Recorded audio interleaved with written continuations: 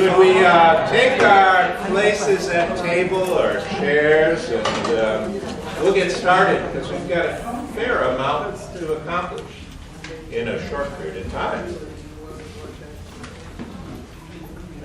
First of all, I want to thank everyone for attending today.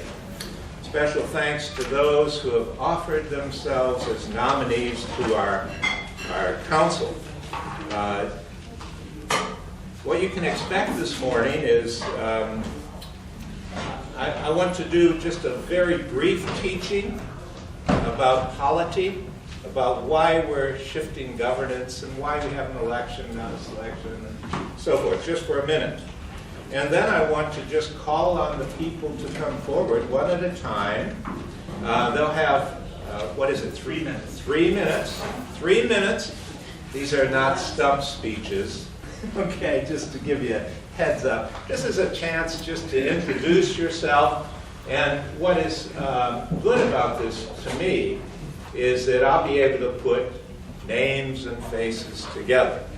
And so will you. And next week, when we sit down and we have ballots in front of us, we'll have people in mind when we're actually electing folks. So it's I think it's a very important thing to be able to see people and put those people in front of you. So that's what we're doing this morning.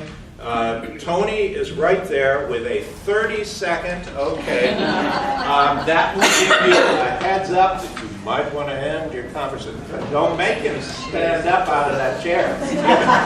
You'll be in real trouble. Okay? So he'll give you the warning, and now we're about to come to the end. Now let me just say a little bit about the changing polity of the church. My father was an Anglo-Catholic priest. He studied at Nashotah House in Nashotah, Wisconsin. I was a teenager when we went to seminary. He got out of seminary believing there was God and then him. And that's how he ran the parish. He believed that he had authority and responsibility for the souls of all. I mean, it really was quite an unusual priesthood that was taught to young men, middle-aged men, he was, at that time. A priesthood that was meant to fail in the church. It just you can't succeed at that kind of thing in our world today. Now, you know, some places in the world, maybe you can get away with that kind of authority vested in one person. Especially if you're a benevolent person, right, and very smart, and a great listener, it can work. It can work. But that's not the way most things are run in our world today here in this country. I mean, businesses are even shifting. A lot more collaborative and creative work together. I went and visited the Cocoa, which is this great space in the old grain.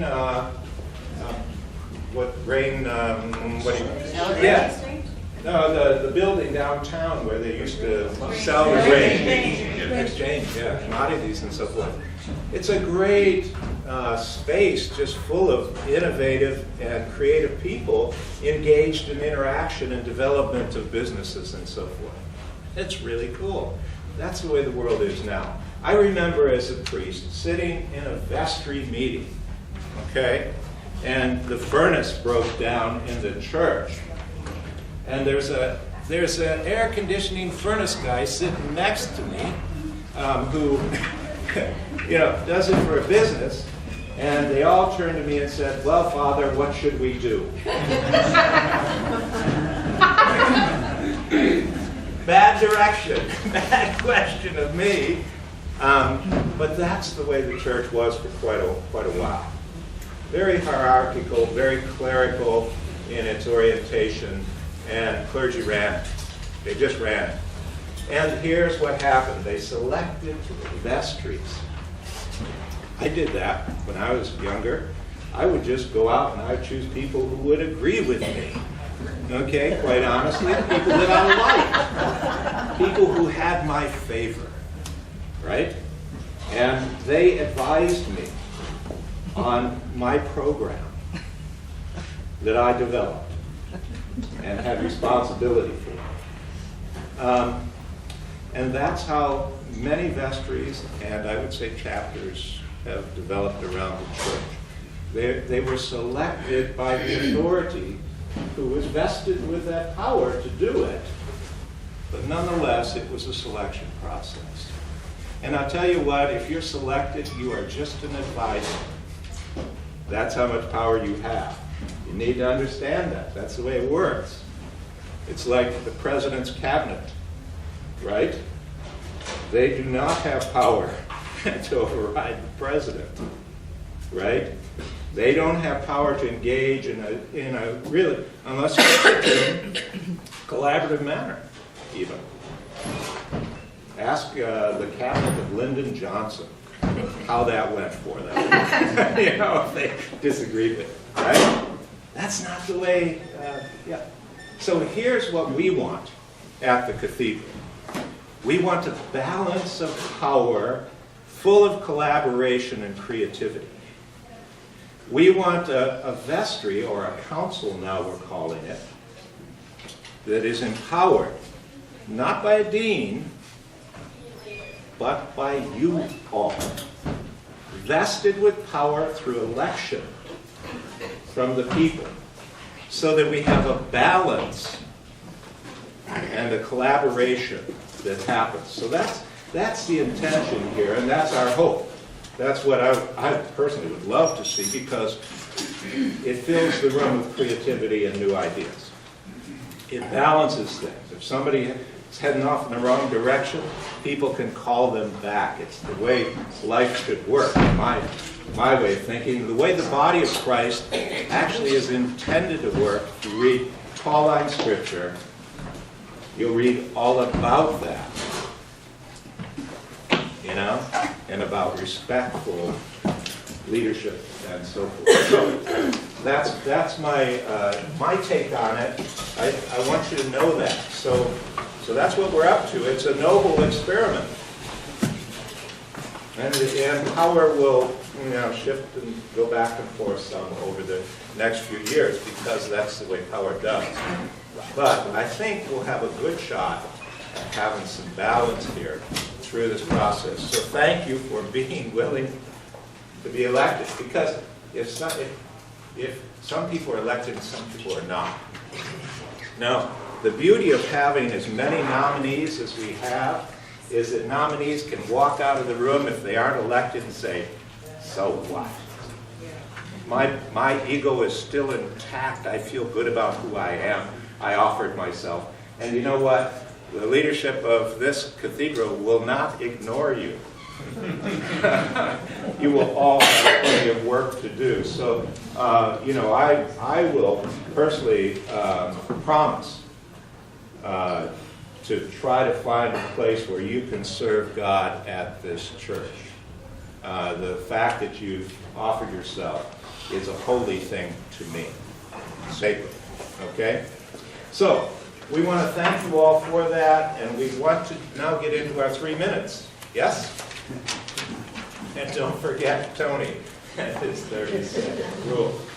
Okay, so is Joanne here? I don't think Joanne is here this weekend. Is she? I'm going to just then invite Warren up to say a word or two. Warren is one of the nominee for junior warden.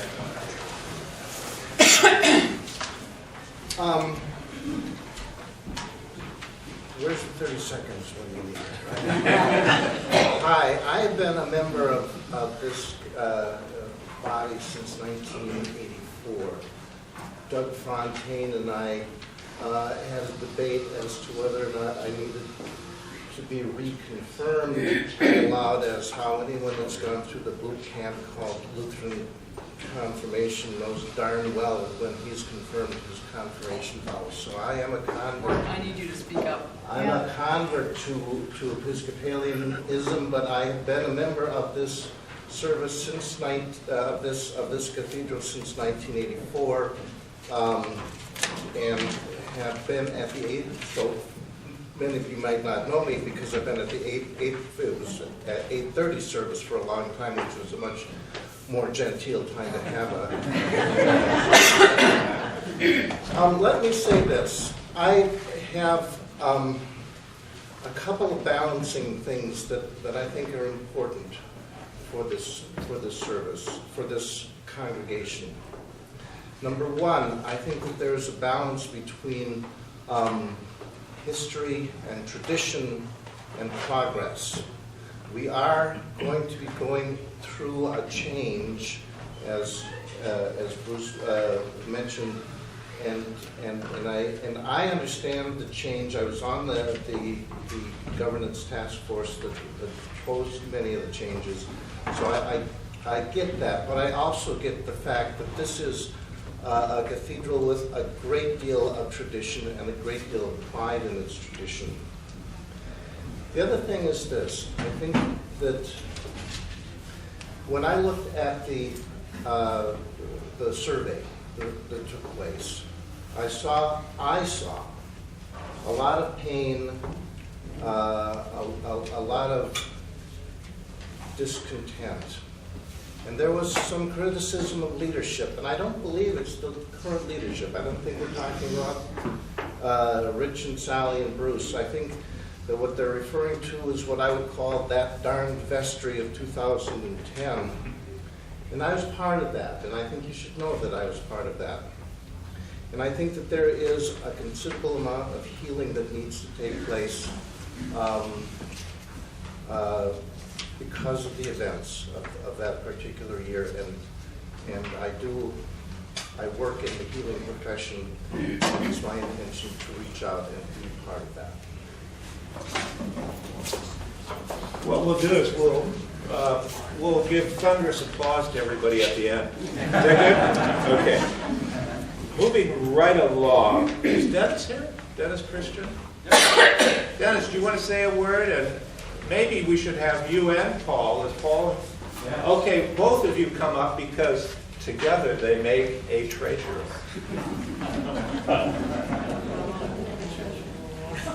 Now you know what half the treasure looks like. You have to know that he's the smart one, I'm the pretty one.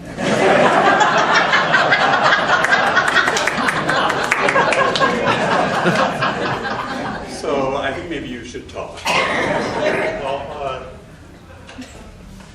I came to St. Mark's in 1991 with a lady I think some of you know, Linda Schilling. And she was hired as the education director. And I gave some small aid to her in the auditorium and with the technical matters, but I was pretty much in the background. I've been ever since. I've been a pew lurker. And last December, someone asked me, in fact it was Sally, if I'd like to be treasurer. And I was astounded, very surprised. And after some soul searching, I decided to go ahead and do it. And it's been a very rewarding year for me personally, and a fascinating one. The difference between looking from the outside and looking from the inside is fascinating. Anyway, I decided to give it another go, and I'm looking forward to this coming year if you all so see fit to elect me. Thank you. Sally also asked me if I'd be treasurer. She was scoping around the field. And I said I would be interested, but I wouldn't want to do it by myself. And Paul and I had a conversation at that point and said, well, if you will, I will. And here we are, looking to be reelected. It has been a very interesting year. And I see us at this point now taking what the governance people have put together for us looking at the finance committee and the finance structures and the sort of like the back office part of the whole operation, and how we have to do some restructuring there. We have to go more electronic in a lot of our communications, all the way that we're trying to be transparent in all of the various aspects of our organization, and then how to communicate what's going on to everybody, how to make it at least accessible. Communication is a two-way street. That means we have to make it available, and you've got to do your work and read and participate. We've got some challenges ahead, and they look pretty interesting. And I might be part of it, so hope you vote for us.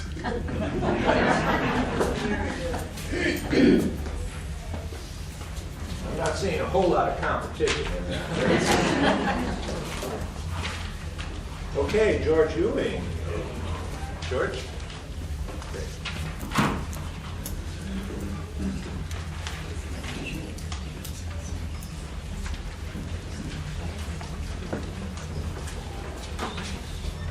Good morning. I dare say most of you don't know me, but that's because I spend the majority of my time here with the youth group, and I absolutely love it. Stacy Olson has done a remarkable job, and I'm excited to be with them. There's great interest, et cetera, but you're not here to learn about that. I returned here for my second tour of duty about 3.5 years ago. From 85 to 88, I was a teacher at Breck School and just married, and we started coming to St. Mark's and loved it. In fact, my oldest boy was baptized by Doug Fontaine. And then in the spring of 88, my father called, and whoosh, I was off to Canandaigua, New York, to eventually take over our family newspaper business, which I ran for 19 years. It was a great experience. This followed 10 years of teaching at the high school level and coaching, and I think that the experiences I had all blended together. As a teacher, I felt it was important to try and learn each individual student in the class and try and fit the discussion and direction to the group as a whole, not a mass group. And try and help them out through literature, poetry, or hockey, as the case may be. Hockey's a different breed, but it's still the same animal as far as teaching goes. When I took over the newspapers, the first day there, in fact, the first 4 days, I was consumed by an infestation of bees in the building. And I went to my father, I said, "When do I start becoming a publisher?" "You are," he said. And that was sort of the tip-off as to what was going to be. I became a jack of all trades. When I taught for at Breck and other schools, I wore many hats. As a publisher, you wear many hats. And I like that because you see the big picture. I'm a big picture guy. And I also appreciate the details. I'm not a math whiz, I'm not a financial whiz, but I do know how to read financials. St. Mark's, when I came back 3.5 years ago, was essential to me in a spiritual way. I've now just completed 6 years of major changes in my life, and this was a place that became very emotionally important to me, and still is. And I think it's important that I start to give back more than I already have. I also bring an outside set of eyes. I'm aware of the traditions and some of the issues in the past. I don't know the details, frankly don't want to know them. If I hear them, I'll hear them. But I think this parish, this church, the congregation is poised to move forward, and we have a lot of future growth together. So, thanks. Great. Veronica. Rivera.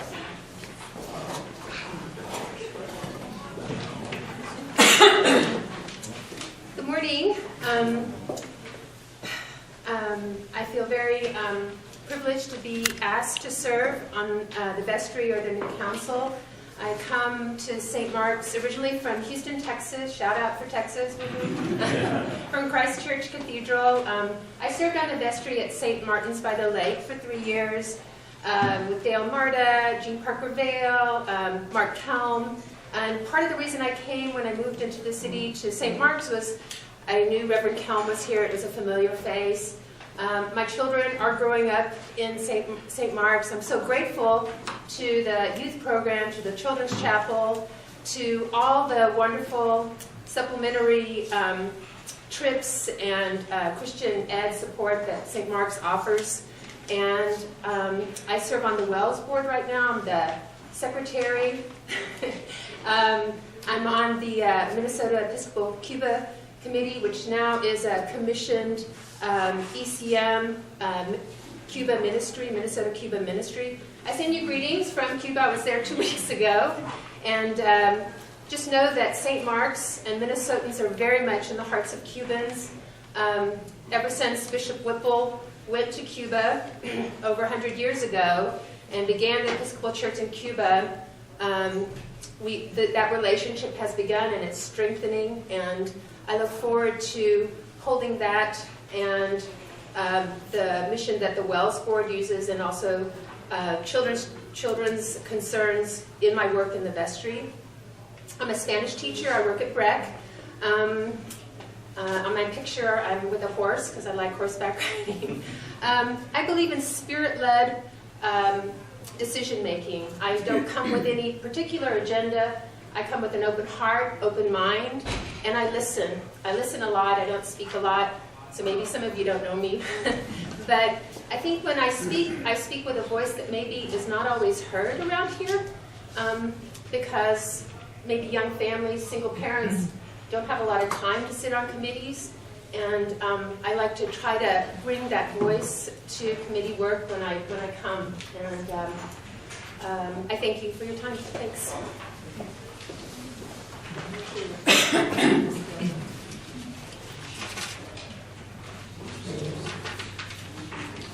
Yeah.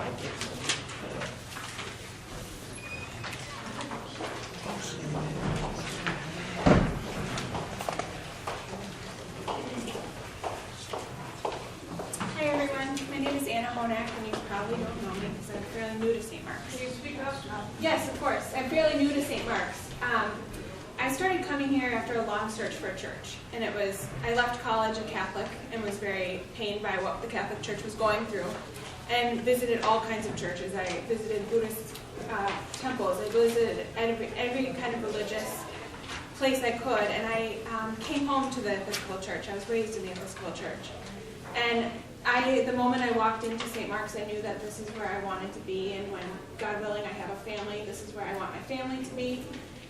I just have fresh eyes to offer. I'm new to the church, and I, again, as somebody else mentioned, don't know much of the history. But I appreciate history, and I appreciate that sometimes you need new people to come in and give a new perspective on things, give a view of things that hasn't been seen before, and like was just mentioned, perhaps a voice that isn't always heard. I don't come with a lot of experience. I don't pretend to have a lot of experience, but I have the time and I have the heart, and I'm willing to do this, and I feel called to do this. So that's all.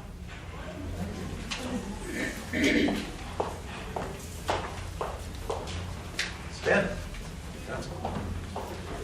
Good morning, everyone. My name is Stan Johnson, and I'm not represented with a photo in the booklet, so this is your visual reference. And I don't know all of you, my wife Iris and I attend the 8 o'clock service, like Warren. And even though I don't know all of you, I know that there are deep connections. So we always feel that when we're at St. Mark's. We live the life of the Spirit and we're connected, in that way. I've been a member of St. Mark's for 5 years, and also I live in the Loring Park community. I've been a member of this community for 14 years. And we actually live at 510 Groveland, so I think that's the closest you could physically live, actually living in the cathedral. So Iris and I are deeply connected to this community. We were married here. Iris was baptized here as an adult a few years ago, and we participated in the 2010 Peru mission, as well as volunteering for Sunday night supper. So we're deeply committed to this community. I work for Thomson Reuters as a product manager. What that means is that I create product ideas, I execute them, and I'm really the sole owner for their financial performance. And I really believe that when spheres are in harmony, my job really helps the legal system work better. My job is really to connect prospects with law firms, and knowing an audience, communicating with integrity and credibility is really critical to those connections that are made. So my experience in the world of finance, business, and the kinds of value adds that make my job work, I think, are things that I can offer to this community. I really don't have anything else to add except that I am really humbly submit myself to this process. And I thank everyone for their consideration. I'm looking forward to serving in a more deeply committed role. Thank you all this morning.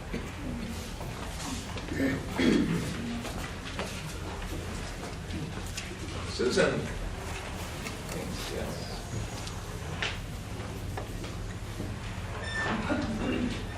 Good morning.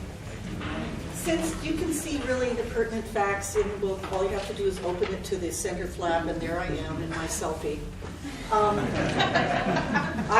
thought I'd just tell you sort of really more about what I believe, because that drives, hopefully, on my good days, how I act.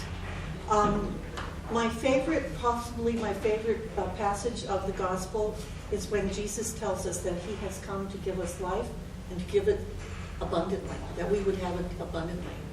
And this has driven me in a lot of ways. One is that there, like Captain James T. Kirk, I do not believe in the no-win scenario.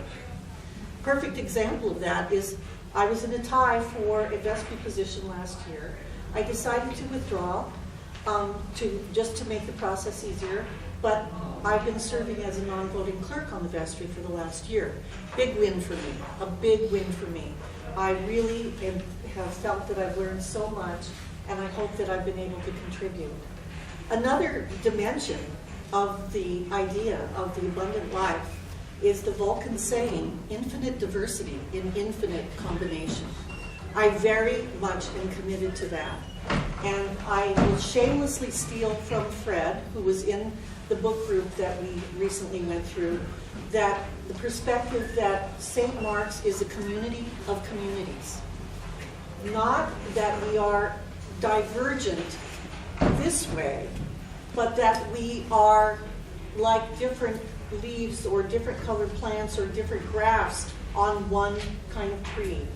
And that we need to be able to work together and to nurture that sense of the community of communities, because I really believe that.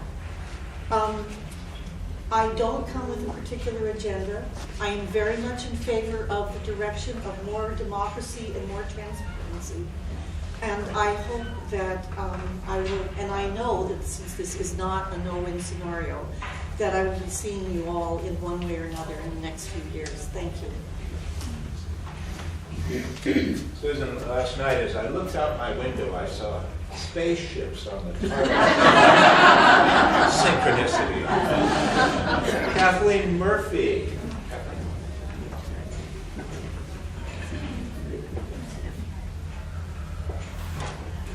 Good morning. Can everybody hear me okay? I'm Kathleen Murphy. My partner Deb Thorpe and I came here to St. Mark's in 2005. We wanted to be in a place where we could hold hands in church. Deb and I both grew up in the Roman Catholic tradition. Faith has been a part of us, for both of us, since we were little ones. I went to private parochial Catholic schools all the way through high school, and I will tell you one thing that most people in this room don't know about me is I thought I was going to be a nun. And the process, the transformation of us as a couple and individually, spiritually, through all of the turmoil, has been really growth producing. And by the time we got to St. Mark's, it was just clear that this is where we belong. So since we came, I've been on the Eucharistic ministry, I sat on the vestry, I started the greeter ministry, GLBT grew. We had our first Pride Parade back in 2005. Susan was there. And I have been stunned, really stunned by the open hearts, the bright minds, the big hearts, and the independent thinking of this community, which can be both a bane and a blessing when we're confronted with complex issues, which we are today. So I see this vestry coming in as being critical, and the vestry is only going to be as effective as we are together. So everybody's going to have to pull their weight. I see us being poised for transformation, and as a vestry member, if I'm elected, I would do my best to support that process. I want to compliment the governance committee. You're witnessing history right now, watching people come up and stand in front of you. We've never had this before, and I think this is significant, and this really illustrates what we're capable of as a community. And I will end this by saying something else that many of you probably don't know, is that I play the bagpipes.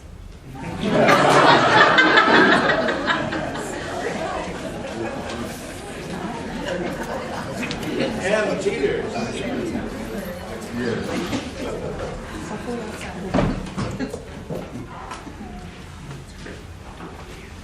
Good morning. Good morning. First, I want to thank Mel Hillsley, I think she's in Mexico, for submitting my name to the Vestry Council. And I want to thank my husband, Ken, for his love and support in my seeking to serve St. Mark's once again. You all have read the brochure, so I don't have to go into that. But what I do want to say is coming to St. Mark's every Sunday is a very important and significant part of my week. St. Mark's is my second home. Each week for an hour or so I can, without interruption and with other worshipers, they give thanks to God for his many, many blessings. And also an uninterrupted time to pray for others in need of God's special care. Why do I want to serve St. Mark's at this time? There are several reasons. We are at a critical time in our history.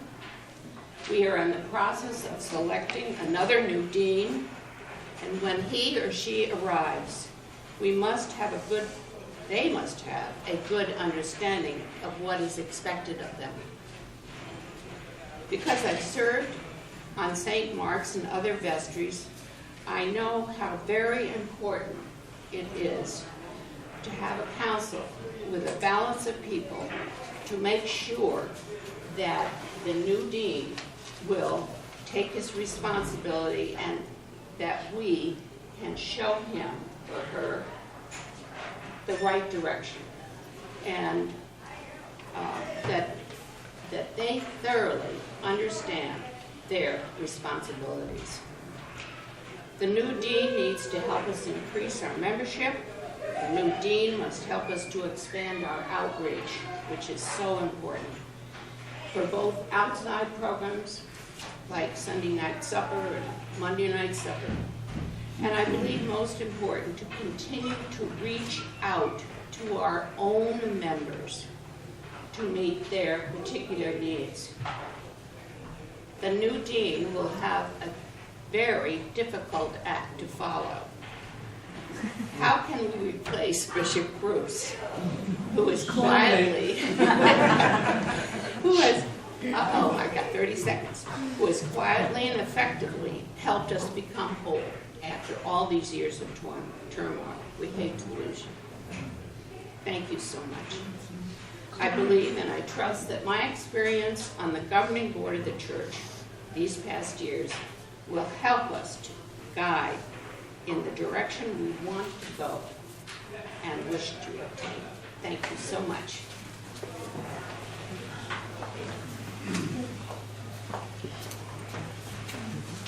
Ryan.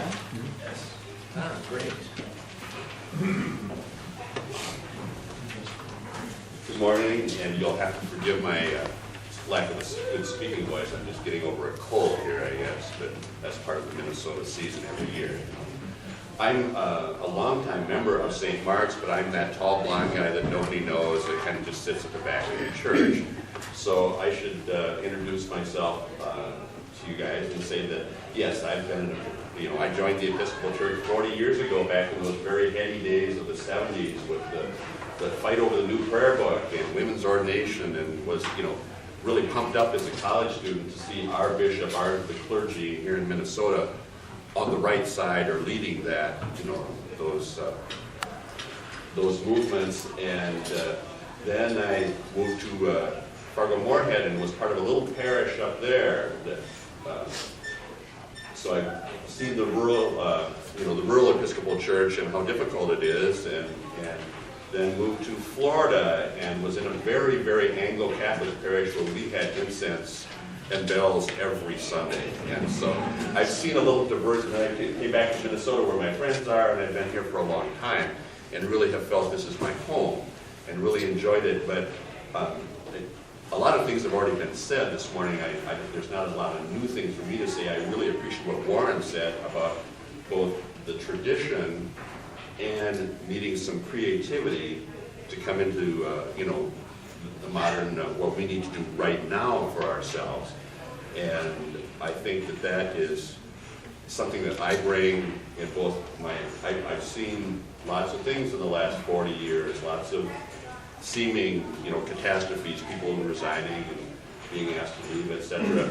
But also, I really have grown to appreciate what Rich Simons said 6 months or a year ago, that in this recovery period, we just need to keep doing the small little acts of doing church and building on that in slow and small ways. We don't, need a huge, some great charismatic thing to come in here and change us drastically. If we build on what that was, and it took me a while. At first I thought, well, hey, we want more. We need more than that. But I've really grown to appreciate what Rich has said, and we have been doing, and I would like to be part of that. That's part of my work at HCMC.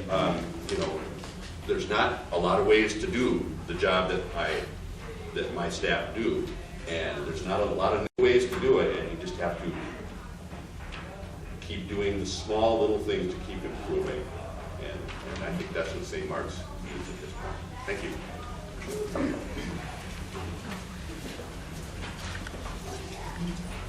Marie. Marie here? You are.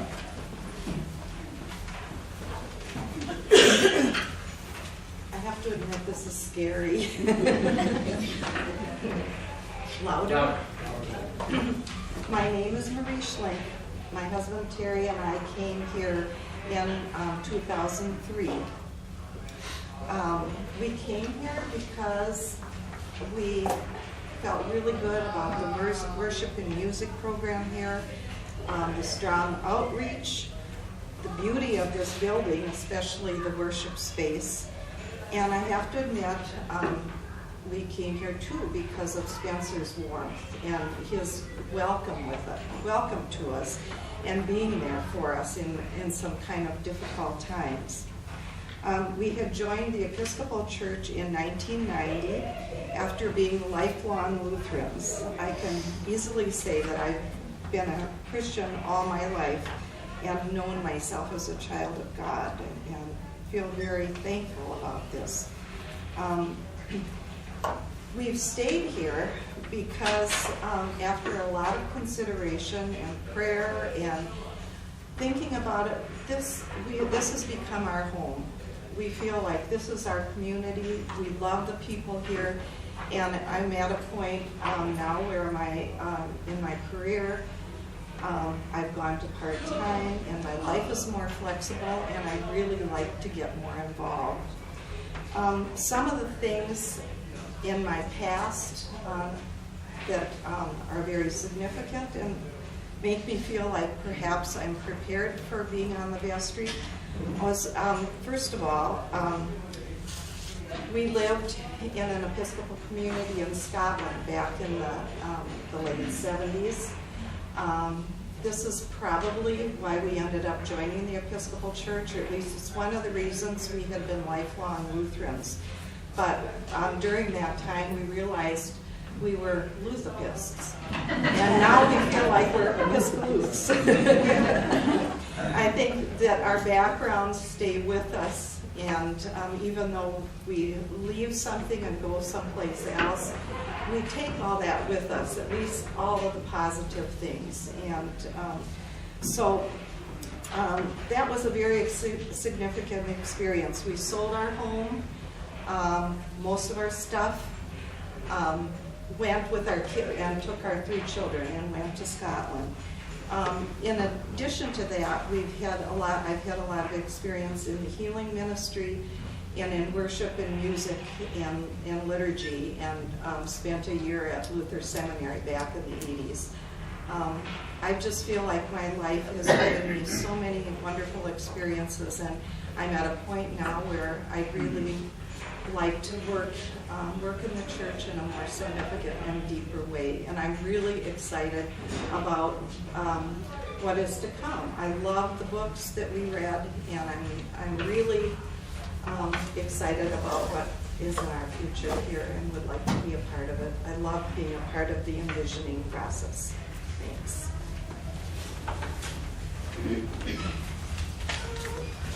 We're on to Louise. Sure. Good morning. My name is Louise Simons, and I am one of 11 children. I was born and raised Roman Catholic. My husband Rich and I married after we graduated college, and when we were a couple, both of us actually practiced our own religions. I went to the Catholic Church, he went to the Episcopal Church. But when we had our first daughter, I felt it was really important that we come together as a family and that we worship as a family. So Rich and I started attending Trinity Cathedral in Cleveland and became very active, and our daughters were baptized in the Episcopal Church. And we're later, as we moved here in 1995 to the Twin Cities, Rich was busy looking for a church for us to go to and came upon St. Mark's and really felt that we would love it, me for the outreach and him for the worship and the music. We raised our children here at St. Mark's. They're both adults now, and they've been very active in the youth programs. They've loved the mission trips. They've grown up with, somebody mentioned Mark Helm earlier. So we've just come to love St. Mark's, and most of you know how much Rich loves St. Mark's since he's been on the vestry quite a bit. When we came to St. Mark's from Trinity, I was quite shocked that we didn't have an election. So I'm really glad to see that we're actually going through an election process. I was on the vestry at one point as a chosen person encouraged to attend or to be part of the vestry along with several of you. And I really thought it was an opportunity to make some changes. I became disillusioned. I have to admit. I was saddened to see that it would be more of a reporting body than a working body. And so I'm really looking forward to the opportunity to work with a group of people who really want to roll up their sleeves and get dirty in all the things that need to happen. I am currently the Divisional Social Service Director of the Salvation Army. I oversee social services in Minnesota and North Dakota, and I believe that my expertise in social services, outreach, working with the homeless, as well as fundraising and finances would greatly benefit St. Mark's. Thanks.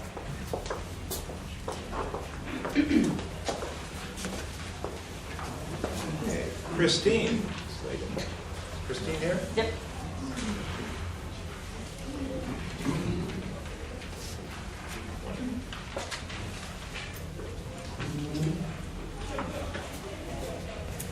Hi, my name's Kristen Slater, and I just wanted to talk about kind of what brought me to the cathedral and why I continue coming here. Like so many people who, can you hear? No. Okay. Like so many people, what originally brought me to the cathedral was the building. After all, it's kind of really obvious. It's out there and hard to miss. I wandered in here in about 1992 and was confirmed here by Bishop Anderson in that same year. And just as a little background, I'm from Central Ohio. a small city there. I grew up with some parents who believed that we needed some religious education, I'm thinking, but all they did was drop us off at the Font-Joy Trinity and I don't know what they were doing. I got involved in the choir there, morning prayer, loved the liturgy. It was falling in love with the words of our services. I also remember having a small little altar in my bedroom closet. It was a cardboard box with a bath towel over it and a little plastic glow-in-the-dark Jesus loves me cross. And a prayer book in front of that. That's my liturgy. It's the part that speaks to me here when I'm at St. Mark's in my work with Altarfield, with the experience on the pilgrimage in 2003 with Canon Recker and all the wonderful people that I met there. And it kind of brings me to the third piece, building liturgy. It's the people of St. Mark's that keep me coming here.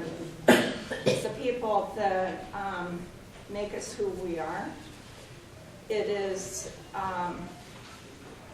also been my distinct privilege to be on our Dean Search Discovery team, where we have spent a lot of time analyzing the cat, struggling with the cat. How do we express the cat? What does it mean to us, and where do we go with it in the future?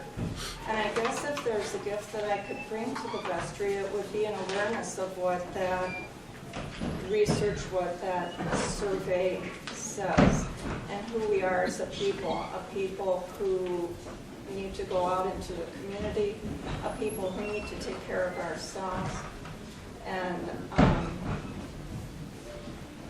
that's kind of where I am. Thank you. Tom.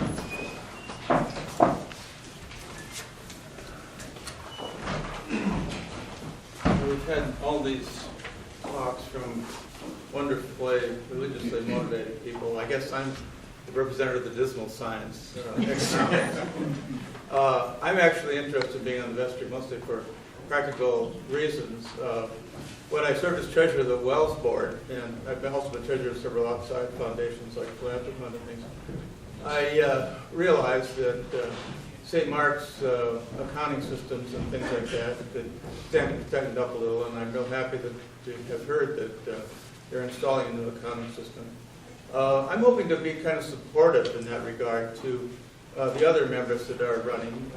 They're mostly being concerned with finding the new dean and things like that. And I hope to more play a role of making sure that we've got the financial resources that we can pay for the new dean, and that we can complete the capital things that have been going on around here, the improvements, and to keep the place running. St. Mark's has, for most of the time I've been here, been concerned with not having enough revenue for things. And so I'm hoping to maybe have some ideas about how to do that, and maybe how to focus and allocate our resources well. So that's the boring kind of stuff that I'm going to be involved in, if you let me. I just wanted to say a little bit about my background. I was raised Catholic and have 17 years of Catholic education. I have a bachelor's degree in econ accounting from St. John's up in Collegeville. And I also went to Georgetown on a pre-doctoral fellowship and got a master's degree in political science. That I hope provides me with some background in terms of being able to deal with the political issues that seem to arise at St. Mark's, as well as the economic and financial ones. So if you want somebody to be supportive to the other people who are trying to do good spiritual and governance things, then include me in your list of candidates. Thanks. We have one more. Christopher Williams is not here, but Tony said he would read for him. Okay? Great. And I'm doing so in my capacity as a member of the nominations committee. So this is Christopher P. Williams talking. I believe I could help St. Mark's Cathedral in the following ways. It has been my profession to come up with engaging ways to attract public attention to museums. What this meant was to re-envision each presentation. Thinking of new and exciting ways to pique one's interest was a regular exercise for me and my team. I believe that this manner of thinking could be of good use. I have focused my attention on leadership, mentoring, relationship building, and project management. All of these things, I believe, could be a service I would provide to the leadership team at St. Mark's. In the end, it is my nature to jump in and help. Help in the way the future of St. Mark's is shaped. Help in visioning. Help in outreach, and help with the many talented people who have already done so much and are contributing to the future of this spiritual home for so many diverse groups of people. Well, that's the list. You can see we have a very difficult task.